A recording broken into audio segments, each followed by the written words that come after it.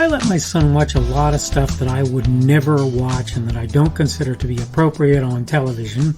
I say television, it's streaming services of various kinds, and frankly, I wouldn't own the streaming services if it weren't for my son. I'm not going to say who, we're not going to get into all of that, but I will say that there is one movie that my son watched that initially I didn't really care for very much, and to be honest, I really still don't in many regards. That said, I let him watch it. Now, you might ask yourself, why the heck do you let your son watch stuff that you wouldn't watch and that you don't consider to be correct in what they present? And by the way, a lot of it I do not consider correct in what they present. Well, the answer is there's more than one answer. One answer is that he needs the lingual skills, and I believe watching the various things that he watches gives him those lingual skills. Like it or not, you have to learn to speak various different, quote, languages. Even here in the United States, you can call them dialects, you can call them what you want. The point here is this, the final point here is this, though. He's going to see a lot of this stuff anyway, so you can count this something that I expect. Now, am I saying that I'm going to make it my business to show my son things that are inappropriate that he shouldn't see? No, I'm not. But he's going to turn his eyes to look at various things that he shouldn't be looking at. Well, this one movie, it's called The Bee Movie. It's about a bunch of bees and what happens when they decide that, when one of them decides that he's no longer going to bow to the will, quote, of the man, right? And then they stop producing honey and stop pollinating flowers and so forth. Well, of course, it's a ridiculous movie, and we know that.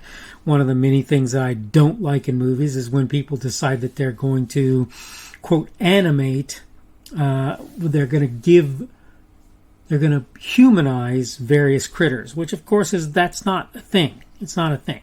Nonetheless, the movie itself is beneficial, and it is what brought me to this idea that I'm going to talk about today, which is cascading failure on the Daily Summation from Kurt's Religion and Politics. I'm your host, I'm Kurt. Today is Tuesday, the 19th of October of 2021. It is my brother's birthday. Happy birthday. I'm not going to tell you which one or what birthday.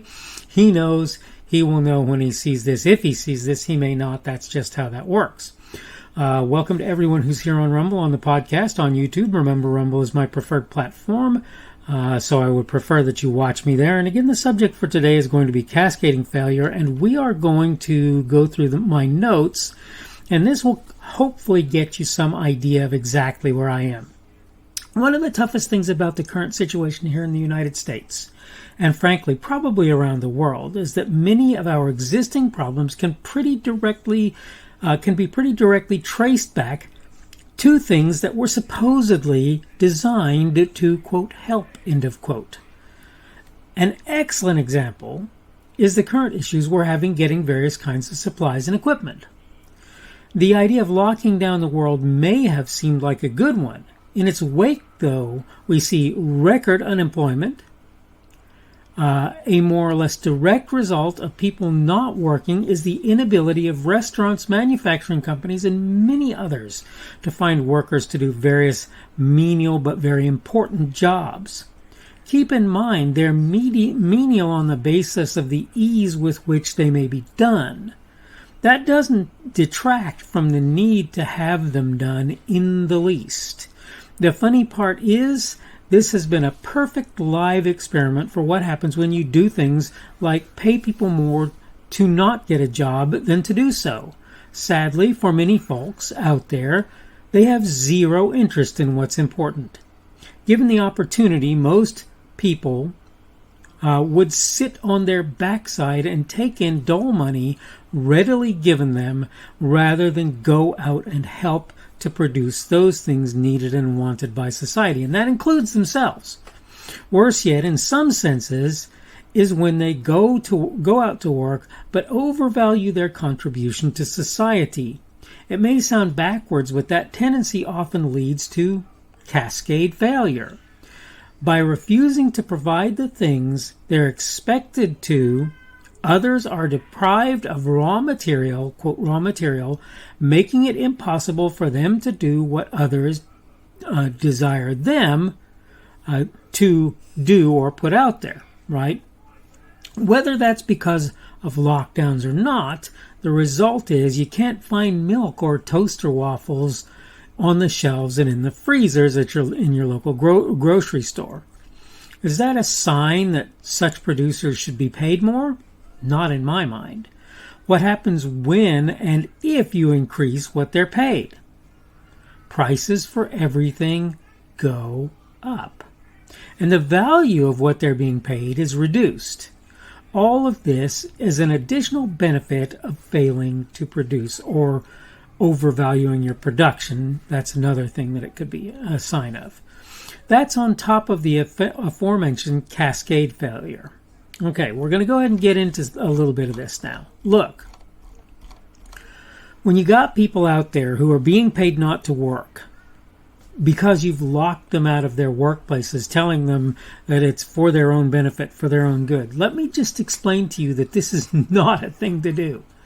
What you end up doing is making it so that the things that they were producing stop being produced. And I don't care if it's clean toilets, that's needed. Those things are needed. I don't care what it is. I don't care. It doesn't matter. The important realization is if they stop producing bread, if they stop producing flour, if they stop producing chickens, if they stop producing whatever, right, vacuum cleaners, whatever it happens to be, people will feel the shortage. And the funny thing is the people who stop producing will be among them. Now I'm going to say this again, and I want to make it perfectly plain because I think it's very important. Every job has merit. That doesn't mean that a person working in a menial position, working as a stocker or a checker or a flour grinder or a baker even necessarily should expect to make large money out of what they do. That's just not how that works. The things that you make have value only as long as people are willing to pay what you're asking for them. If you tell somebody, here's a loaf of bread and you can buy it from me, and you say, and they ask how much, and you say that'll be $100, how many people do you suppose in the current market are going to answer that? Well, sure, here's your $100. Not very darn many. So unless you can produce a whole lot of loaves of bread, you're not going to make a lot of money out of making loaves of bread. Now, of course, the people who produce bread try to produce huge amounts of it, and the result is that, yes, there should be benefit in their producing bread, particularly for the people who own the factories that produce the bread. The same thing applies to just about everything. But I'm going to say this again. By the way, excuse my son if you hear him in the background. I'm having to do my videos later, and he's quite enjoying the movie that he's listening to at the moment. But I'm going to say this again. When you either pay people not to work or convince people that they shouldn't go back to work unless they can make over a certain amount, you need to understand fully that what you're doing is causing people to reduce the number of workers who will be out there doing various things. And the obvious result is going to be that those people not producing will cause a failure that, like I say, will cascade up the chain. If nothing else, like I say, when that loaf of bread, when those toaster waffles, when that gallon or a half gallon of milk is not in the store, there will be a failure at the end point where people would purchase and use the product in question, if nothing else.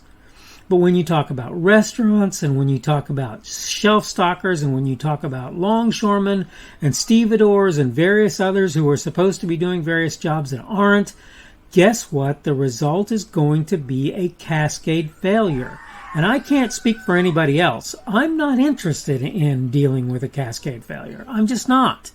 So if you think that that's a great thing, wonderful for you. But as far as I'm concerned, we need to start telling people, go back to work and stop thinking that you're going to get the moon, the earth, and the sky for sweeping floors. It's just not going to happen. The result, if you fail to do so, is simple. It is cascade failure. Failure that runs up the chain to make it so that when you go to the supermarket to buy that toilet paper, there isn't any there. Yeah, okay, part of it is people are buying huge amounts of toilet paper, but that's not the whole of it. A large part of it is that the product is not out there to buy. Okay, I need to go ahead and wrap things up. This is the Daily Summation from Kurt's Religion and Politics. I'm your host. I'm Kurt, and today is Tuesday, the 19th of October of 2021. That means tomorrow will be that middle of the weekday Wednesday, middle of the work week Wednesday, the 20th of October of 2021. Happy birthday again to my brother, by the way, on this 19th of October. Again, thank you for everyone who's been here on Rumble, on the podcast, and on YouTube. Remember, Rumble is my preferred platform for a number of reasons. You can, on Rumble, give me a boxing glove or a plus sign as a positive feedback. You can give me a minus sign if you feel you need to give me a negative one. On YouTube, you can give me the thumbs up or like or as a positive feedback, and the thumbs down or dislike on YouTube as a negative feedback. On any platform that I put my stuff out on, if there is some way for you to comment, I really do like that. Obviously, the pluses and minuses and thumbs up and thumbs down tell me that I'm reaching people, but for people to talk back and to tell me what I'm getting right and what I'm getting wrong is pretty important to me. Today's subject has been cascading failure, and tomorrow we're going to talk on something that sounds really odd, but I really think I need to get into it. The subject for tomorrow will be why pay for, well, anything. Hope you're having a good day today. Hope everything is going well for you, and hopefully we will see you again on Wednesday's edition of the Daily Summation from Kurt's Religion and Politics. The speaker on this edition of the Daily Summation is Kurt Schubert.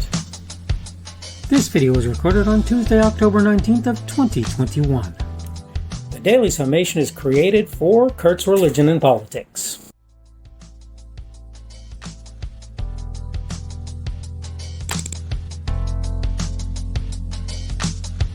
Thanks for watching this edition of the Daily Summation from Kurt's Religion and Politics. I hope you found it entertaining or instructional, or maybe both. If you want to see more from me, you can go to blogs.kpschubert.com. That's blogs.kpschubert.com. I am on Twitter, Parler, and Minds.com. My handle on each of those is @kpschubert. That's @kpschubert. I have a Rumble and a YouTube channel. They are the Kurt's Religion and Politics channels on Rumble and YouTube. I have a Facebook page. The Facebook page is Kurt's Religion and Politics as well. I am on Patreon. If you want to support me, that's one of the better places you can do that. And you will find me at Kurt's Religion and Politics on Patreon. I have a podcast. The podcast is podcasts with an S, .kpschubert.com. That's podcasts.kpschubert.com. I think you should be able to find me with relative ease on Apple Podcasts, Google Podcasts, and Spotify as well. The best way I find to do that is to look for Kurt's Religion and Politics. You can try to use the Daily Summation. I find that it doesn't work as well as a general rule, but you can always try that. I'm glad to have you aboard today, and hopefully we will see you again tomorrow.